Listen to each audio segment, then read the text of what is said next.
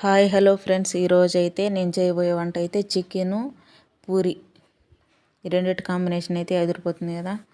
ఇప్పుడైతే మనం వచ్చే పూరి కోసం అయితే 2 కప్పులు గోధుమ పిండి, సరిపడినంత సాల్ట్ అయితే వేసుకొని ఇంకా నీళ్ళు పోసుకుంటూ కలుపుకుంటూ ముద్దలా చేసి పక్కనైతే పెట్టుకోవాలి. కొద్దిసేపు తర్వాత అదిలాగా ముందే కలిపి పెట్టుకున్నామంటే పూరీలు అయితే కొంచెం సాఫ్ట్గా అయితే బాగా వస్తాయి అనేసి. ఇంకొచ్చేసి చికెన్ కర్రీ చేస్తున్నాను. చికెన్ కర్రీ కోసం అయితే చికెన్ అయితే కడిగైతే పక్కన పెట్టుకున్నాను. ఇంకా స్టవ్ ఆన్ చేసుకొని అందుకోసం అయితే పెనం పెట్టుకొని ఇంకా ఫస్ట్ అయితే చికెన్ని కడిగి పెట్టుకున్న చికెన్ అయితే వేసుకుంటున్నాను. అందులో కొంచెం ఉప్పు, పసుపు, ఇంకొచ్చేసి కరివేపాకు వేసుకొని అయితే ముందే అయితే ఫ్రై చేసుకుంటాను. చికెన్ వచ్చి నేను కొన్ని ఒకే విధంగా అయితే చేయను, ఒక్కొక్కసారి ఒక్కొక్క విధంగా అయితే చేస్తాను. ఒకసారి మొత్తం మసాలాలన్నీ పేస్ట్ చేసేస్తాను, ఒక్కొక్కసారి అయితే నార్మల్గా సింపుల్గా చేస్తాను. ఇప్పుడైతే కొంతసేపు అయితే మూత పెట్టుకొని పక్కన పెట్టుకున్నామంటే చికెన్లో నుంచి వాటర్ వస్తుంది. ఆ వాటరే సరిపోతుంది, చికెన్ ఉడకడానికి అయితే సరిపోతుంది. పక్కన పెట్టేసుకునేసి బాగా అయితే ఫ్రై చేసుకోవాలి. ఫ్రై చేసుకున్నామంటే కొంచెం స్మెల్ రాకుండా ఉంటుంది అని అయితే ముందే అయితే ఉప్పు, పసుపు అవి వేసుకొని అయితే ఫ్రై చేసి పక్కన పెట్టుకున్నా. తర్వాత వచ్చేసి కర్రీ చేయడానికి అయితే ఇంకా పెనం పెట్టుకొని సరిపడినంత ఆయిల్ వేసుకొని అందులో కొన్ని ఆవాలు, ఇంకా టమాటాలు అయితే వేసుకున్నాను.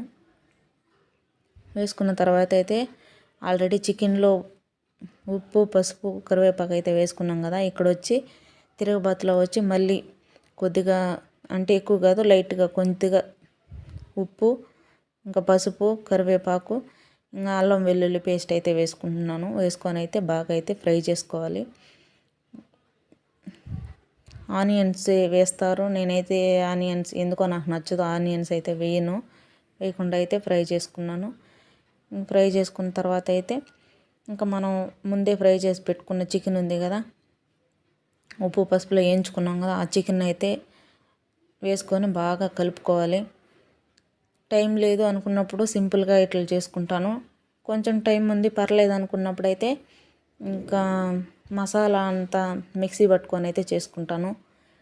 ఎట్లా అనిపిస్తే అట్లా చేసుకుంటే, ఎట్లా వీలు అనిపిస్తే అట్లా చేసుకుంటాను. ఇంకా వచ్చేసి బాగా ఫ్రై అయిన తర్వాత వచ్చి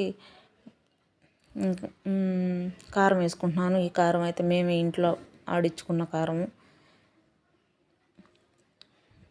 కారం కొద్దిగా మనకు సరిపడినంత అయితే కారం వేసుకొనేసి బాగా ఫ్రై చేసుకొనేసి ఇంకా అందులో సరిపడినంత వాటర్ తీసుకుంటే సరిపోతుంది. వాటర్ వేసుకొని ఉడకబెట్టుకోవాలంటే సరిపోతుంది. చికెన్ కర్రీ అయితే టైం లేదనుకున్నప్పుడు అయితే ఇట్లా ఈజీగా అయిపోయే విధంగా అయితే చేసుకునేస్తే సరిపోతుంది. ఇంకా ఉడికేటప్పుడు వచ్చేసి సోంపు, ధనియాలు, మిరియాలు కొద్దిగా వేయించుకొని అందులోనే తెల్లగడ్డలు వేసి మిక్సీ పట్టుకున్న పౌడర్ అయితే వేసుకున్నాను. తర్వాత అయితే కొద్దిగా చికెన్ మసాలా ఉంటుంది కదా, రెడీమేడ్ చికెన్ మసాలా అయితే వేసుకొని కలుపుకొని ఇంకా బాగా ఉడికిన తర్వాత అయితే దించుకోవడమే. ఇంతకు మించి ప్రాసెస్ అయితే ఏమి ఉండదు. ఇప్పుడైతే చికెన్ అయితే దగ్గరకు అయితే వచ్చింది. ఉడికిన తర్వాత అయితే దించుకునేస్తే సరిపోతుంది. టైం లేదనుకున్నప్పుడైతే ఇంతే, ఇలానే చేసుకుంటాను నేనైతే. టేస్ట్ అయితే బాగుంటుంది, చేసుకొని ట్రై చేయండి మీరు కూడా ఎప్పుడైనా. తర్వాత అయితే ఇంకా పూరి చేసుకునేదానికైతే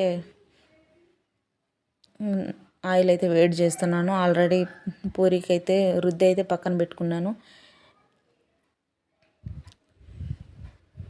ఇంకా పూరి రుద్ది పెట్టుకున్నాం కదా పిండిని అయితే వేసుకొని ఇంకా ఆయిల్లో డీప్ ఫ్రై చేసుకోవడం. ఇంకా అంతకు మించి ఉండదు. డీప్ ఫ్రై చేసుకొనేసి టేస్ట్ అయితే బాగుంటుంది. పూరీలోకి చేసేదానికి ఏదైనా వేస్తారో, నేనైతే ఏం వేయను. గోధుమ పిండి ఇంకా సాల్ట్ తప్పించి ఇంకైతే ఏం వేయను. ముందే కలిపి పెట్టుకున్నామంటే ఇంకా బాగా వస్తుంది. చికెన్ ఫ్రై మర్చిపోయిన, chicken curry puri ready. Thank you for watching.